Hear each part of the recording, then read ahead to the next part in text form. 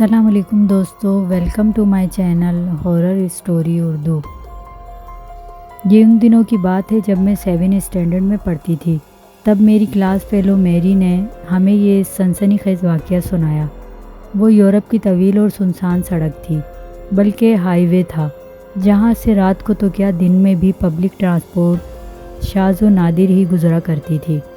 تمام راستے کے گرد و نواح میں سرسبز شاداب پہاڑ تھے، اور جب تک آبادی کا سلسلہ شروع نہ ہوتا، اس سے قبل گھنٹوں کی مسافت تک کوئی چھوٹا سا مکان بھی نہیں تھا۔ اسی طویل سڑک پر رات کے وقت ایک باراتی بس پوری آب و تاب کے ساتھ رواں دواں تھی۔ بس میں سوار مسافر خوشیوں بھرے گیت گانے میں مصروف تھے۔ عورتوں کی کھلکھلاہٹ اور معصوم بچوں کی چہکار نے بس کے ماحول کو زندگی کی رعنائیوں سے مزید آراستہ کر دیا تھا۔ اچانک بس ڈرائیور کو ویران سڑک پر ایک لڑکی چلتی ہوئی دکھائی دی۔ وہ سفید لباس میں ملبوس تھی۔ اگر بس ڈرائیور وقت پر بریک نہ لگاتا تو لڑکی شاید بس کے نیچے آ جاتی۔ لڑکی جانے کن خیالات میں گم تھی۔ ہارن کی آواز اور ٹائروں کی چرچراہٹ سے وہ ہوش کی دنیا میں لوٹی اور پھر فوراً دوڑتے ہوئے ڈرائیور کی کھڑکی کی طرف آ گئی۔ پلیز، مجھے آپ کی مدد کی سخت ضرورت ہے، میری مدد کریں، میں بہت پریشان ہوں۔ تقریباً آدھا میل پیچھے میری کار بند ہو گئی تھی۔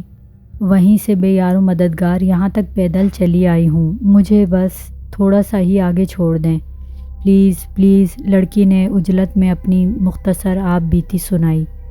ایک منٹ، ڈرائیور نے لڑکی سے وقت مانگ کر ہم سفر حضرات سے مشورہ کرنے کے لیے رخ پھیرا۔ کیا اسے لفٹ دینی چاہیے؟ میرے خیال میں یہ مناسب نہ ہوگا، ذرا جگہ تو دیکھو۔ مسز جیک نے کھڑکی سے باہر اشارہ کیا۔ جانے کون ہے یہ آفت، میں بھی اس کے حق میں نہیں، ٹام نے اپنی رائے پیش کی۔ ارے کیا تم سب کا ضمیر مر چکا ہے؟ بلاؤ اس بیچاری کو اندر، دیکھو سردی بھی کتنی زیادہ ہے، جانے کب سے ٹھٹر رہی ہوگی بچی۔ بوڑھی آنٹی اسٹیلا نے تہمکانہ لہجے میں کہا تو سب چپ ہو رہے۔ ڈرائیور نے گردن گھمائی تو لڑکی وہاں موجود نہ تھی۔ وہ حیران رہ گیا۔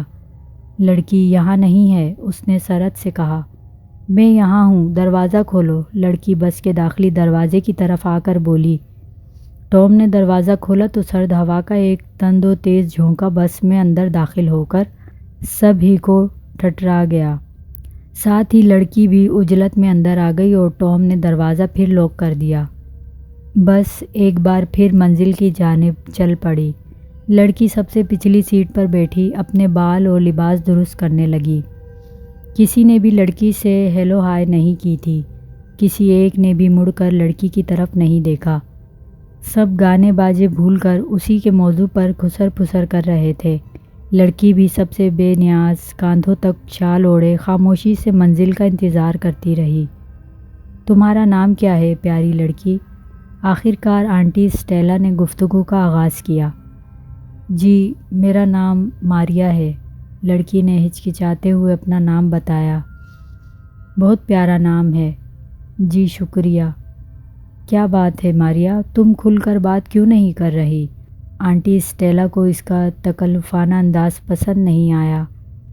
ایسی کوئی بات نہیں میم، میں دراصل کافی دیر تک پیدل چلتی رہی ہوں، تھکن سے میری جان نکلی جا رہی ہے، وہ جبراً مسکرائی تھی۔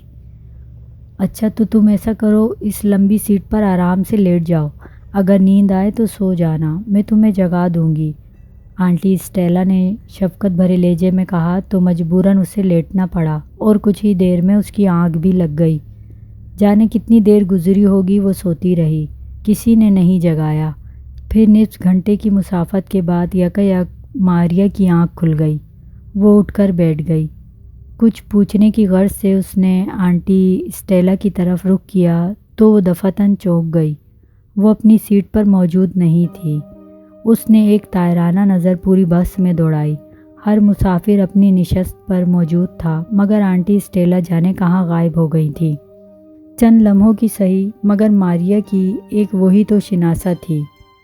آنٹی اسٹیلا، ماریا نے ان کو پکارا تو ہر مسافر نے گردن گھما کر ماریا کی طرف دیکھا۔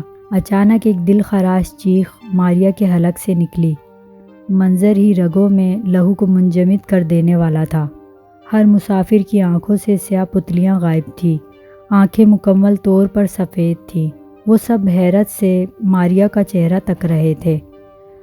فرتے خوف سے ماریا فوراً بے ہوش ہو گئی، اور پھر جب اسے ہوش آیا تو صبح کی روشنی پھیل چکی تھی۔ وہ سڑک کے کنارے ایک باغ میں ایک درخت کے نیچے لیٹی ہوئی تھی۔